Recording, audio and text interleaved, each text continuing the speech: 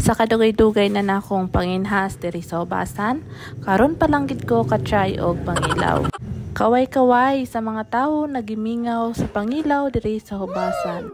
Hello everyone, uban na pod mi ninyo sa among panibagong adventure na panginhas diri sa among hubasan.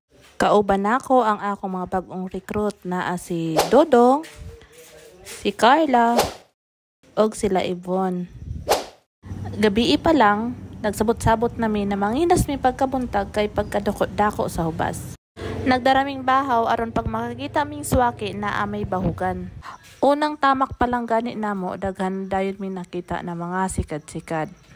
Talagang kung aptik lang talaga ang imong mata, siguradong daghang ka talagang makukuha. Kung di ka pod ana diri sa hubasan, talagang maa-amaze ka kay makakita ka og mga lain-lain naman gid na mga katingad-an. Pareho ani nakakita mi og butiti or buriring. Ingon sa uban makaon daw ni, pero ingon pod sa uban may mga panahon lang daw or season na pwede siyang kaunon. Karon kay January pa, dili pa daw siya pwede kaunon. Pwede pa daw siyang kaunon sa April. Pa-comment nga mga amiga kung tunuod ba na makaon ning butiti or buriring. Diri sa hubasan namo makaingon manggid ko na daghan pagid kaayo ng mga kinason. Wow! Mayaman pagid siya sa mga lamang dagat. Pag magdako gani ang hubas, makaingon ka manggid na abinimo daghan kaayong namasyar ito di ay mga para panginhas.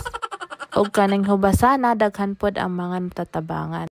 Pag waay kay panura, magsuroy ka lang sa hubasan, pag uli nimo solve na ang imong panihapon or paniudtuhan. Wow! Kami nga ni sa pila nako karo adlaw na balik-balik sa hubasan, di gyud mi na problema sa among panura. Diri sa akong pagsuroy-suroy sa hubasan, nakakita day ko og starfish. Kani day na starfish, dili day siya pwede hawason gunitan para magpa-picture. Kay ingon mamatay daw ang starfish kung mahawa siya sa tubig. Habang nagpapanginhas kami, duko lang gid kami maglakaw. Di pwede diri ang maghangad-hangad kay di ka gid kakita og mga kinhason. Kay kanang mga kinhason, minsan ng uban mag-disguise pud na siya, murog pud na siya na kining mga bato bitaw na nakadikit. Ang uban ginalumot ang likod, dili gid nimo siya makita kung dili gid kaayo nimo klarohon. Tapos pag mag-agi mi sa tubig, hinay-hinay lang gid ang among lakat. Kay minsan na dayon ang kinason, di mo pa makita kapag naabugan nimo kay maglubog man ang tubig. Pero kaning mga sikad, minsan maglutaw man lang ni siya sa mga samo, tapos puniton mo na lang na siya. Ang ayan man po di ay manghihnas na daghan kaayo na kauban. Kay agi-agihon lang sa istorya, di mo na malayan daghan ka na day nakuha. Kaning dapita nakakita day si Dudong og bluring octopus. Kani day siyang bluring octopus, very venomous day ni siya. Itong una na akong pakakita ni ana, di ko man aram na very venomous day ni siya. Gigunit-gunitan ko pag yun o gipost na ko sa FB niya. Daghan kayo na nag-comment na one bite means death. Kaya nahadlok na gid ko magunit ni ana. Kalami pa kayang magsuroy-suroy sa hubasan, bahala na pod na siya ngara. Habang naglalakat kami pangadto sa tumoy, nakakita kami og mga baby taklobo. Kani siyang taklobo or tilang, bawal ni siyang kuhaon kay endangered species ni siya.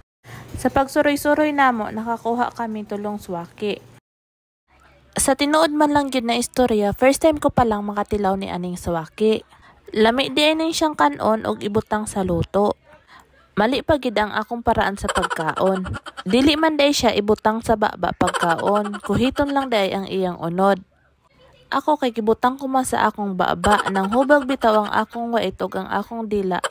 Kay natunok siya sa swaki kay gihigop ko manggad ang swaki. Now I know na dili day siya pwede higupon. Nagprepare na kami sa mga tikod-tikod na among kilawunon. Kay ang iba namo na kauban ay nanawom og swaki. Iya ming binuakay sa among mga kilawunon. Nya dili man day mi kamao kay ginatanggal man day itong itom na pait-pait. Naabutan kaming taob diri sa hubasan. Kaya naisipan na lang namo na mamalhin kay mabasa namang gyud mi. Pag abot diri sa daplin, ipreparar na namo ang among kinilaw. Gibutangan namo ni siyag suka na pagkahalang-halang og kalamansi. Tapos nangabot na pod ang among mga kauban na nanawom og swaki. Hasang pagkadakua sa mga unod karon kay bilog kuno ang buwan. Kani ay siya ang laming panginhas magdara og luto, mga bahaw, saging ug unsa pa na makaon sa daplin sa baybayon. Kay lami man day ikaon diri sa daplin sa baybay. Kani kuno mga suwaki ug mga kilawon, lami man lang kuno ni kaonon diri sa may baybayon. Kay pag inuli na kuno sa balay, murog ka lang sana kuno kaunon. Wara man kaming mga mall diri sa isla pero pasalamat kami kay naa may hubasan na nagahatag sa amoa og kalipay ug kalingawan.